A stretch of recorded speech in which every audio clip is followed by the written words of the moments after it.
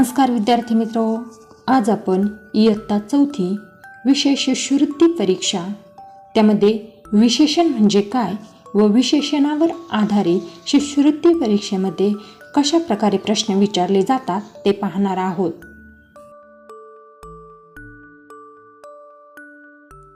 शब्दांच्या जाती 4 आहेत: नाम, सर्वनाम, विशेषण, क्रियापद। आपण नाम सर्वनाम पाहिलेलं आहे।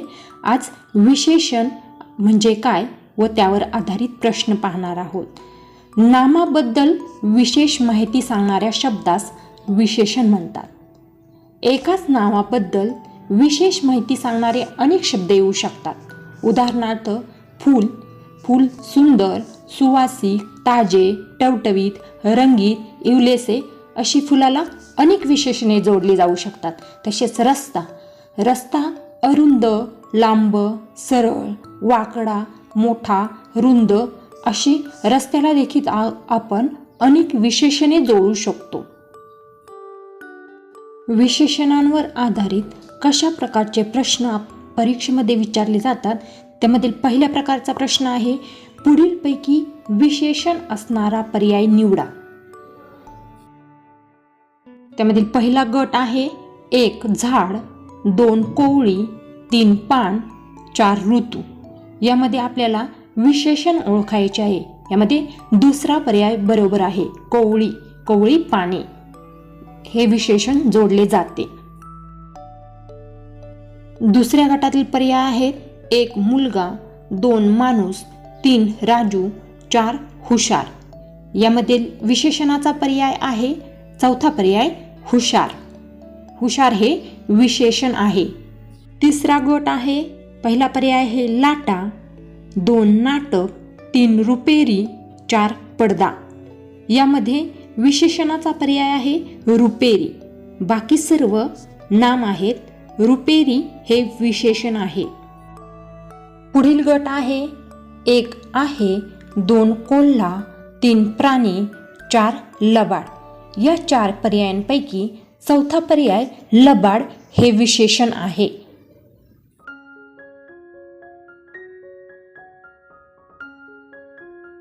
पुढील गट आहे: 1 प्रामाणिक, 2 लोंगर, 3 आम्ही, 4 डोंगर। यामधील योग्य पर्याय आहे म्हणजे विशेषण आहे पहिला पर्याय बरोबर, प्रामाणिक। प्रामाणिक हे विशेषण आहे। लोंगर, डोंगर हे नाम आहेत आणि आम्ही सर्वनाम आहे, म्हणजे पहिला पर्याय बरोबर आहे। पेपरमध्ये विचारले जाणारे दुसरा प्रकारचा प्रश्न आहे: पुढील प्रत्येक वाक्यातील विशेषण ओळखा। वाक्यातील विशेषण ओळखायचं आहे। त्यामधील पहिलं वाक्य आहे: समीरच्या आईने आम्हाला गोड कलिंगड खायला दिले। यामध्ये आपल्याला 4 पर्याय दिलेले आहेत। त्यामधून आपल्याला विशेषणाचा पर्याय निवडायचा आहे। यामध्ये गोड हे विशेषण आहे, म्हणजे चौथा पर्याय बरोबर आहे। कलिंगड या नामाला गोड हे विशेषण लावलेलं आहे, म्हणजे चौथा पर्याय बरोबर आहे। दुसरं वाक्य आहे: सोहमचा वक्तृत्व स्पर्धेत पहिला क्रमांक आला। यामधील पर्याय आहेत क्रमांक, पहिला, सोहम, वक्तृत्व। यामधील विशेषणाचा पर्याय आहे दुसरा, म्हणजे पहिला। पहिला हे विशेषण आहे। यामधील तिसरं वाक्य आहे: कोकणात नारळाची हिरवीगार झाडे आहेत। यामध्ये हिरवीगार, नारळाची झाडे, कोकण असे पर्याय दिलेले आहे। त्यामधील पहिला पर्याय बरोबर आहे, हिरवीगार हे विशेषण आहे। झाडे या नामाला हिरवीगार हे विशेषण जोडलेले आहे, म्हणजे पहिला पर्याय बरोबर आहे। यामधील चौथं वाक्य आहे: खारीचे शेपूट झुपकेदार असते। पर्याय दिलेले आहेत असते, शेपूट, खार, झुपकेदार। यामधील चौथा पर्याय बरोबर आहे, झुपकेदार। शेपूट या नामाला झुपकेदार हे विशेषण जोडलेलं आहे, म्हणजे चौथा पर्याय बरोबर आहे। पाचवं वाक्य आहे: हत्तीचे कान आखूड असतात। यामध्ये पर्याय आहेत आखूड, कान, दात, हत्तीचे। यामधील पहिला पर्याय बरोबर आहे. विशेषणाचा पर्याय आहे आखूड. कान या नामाला आखूड हे विशेषण जोडलेलं आहे, म्हणजे पहिला पर्याय बरोबर आहे. प्रश्न 3. पुढील वाक्यातील रिकाम्या जागी लिहिण्यासाठी योग्य विशेषण निवडा. अशा प्रकारचे देखील प्रश्न परीक्षेमध्ये विचारले जातात. त्यामधील पहिली रिकामी जागा आहे राहुलचे हस्ताक्षर टिंबटिंब आहे. पर्याय आहेत सुंदर, सुकुमार, सतेज, सुसज्ज. आणि या वाक्यासाठी योग्य असे विशेषण आहे राहुलचे हस्ताक्षर सुंदर आहे.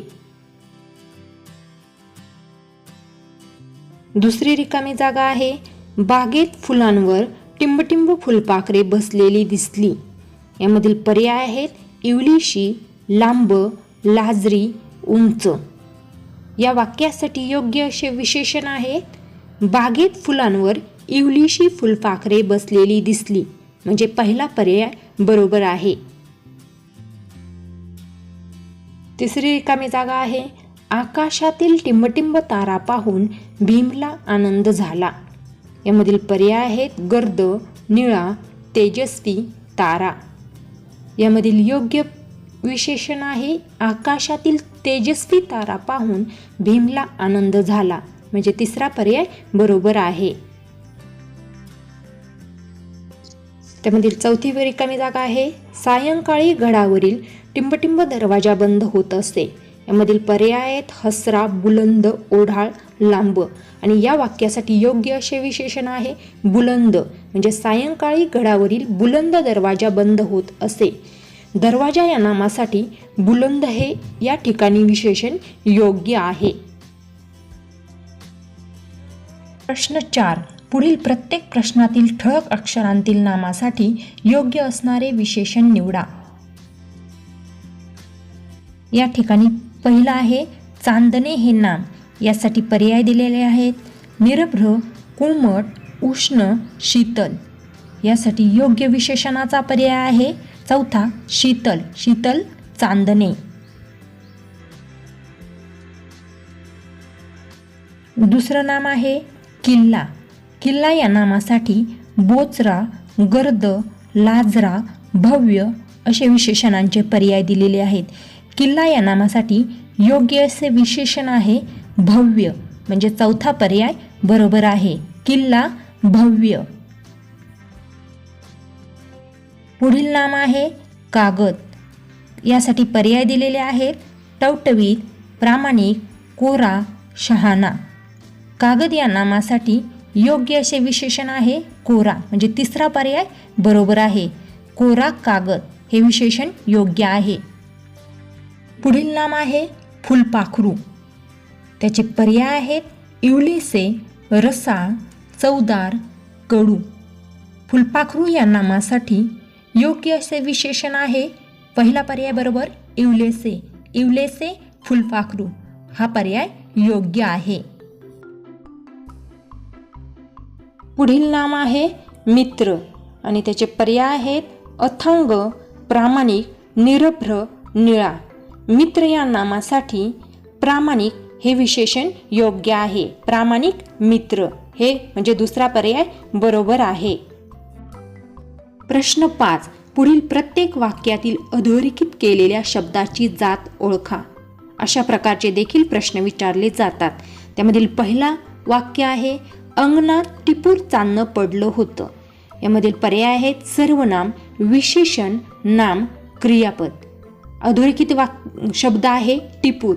टिपूर हे विशेषण आहे. दुसरं वाक्य आहे आकाशात सुंदर इंद्रधनुष्य दिसत होते. यामधील अधोरेखित शब्द आहे सुंदर आणि त्या पर्याय आहेत सर्वनाम, विशेषण, नाम, क्रियापद.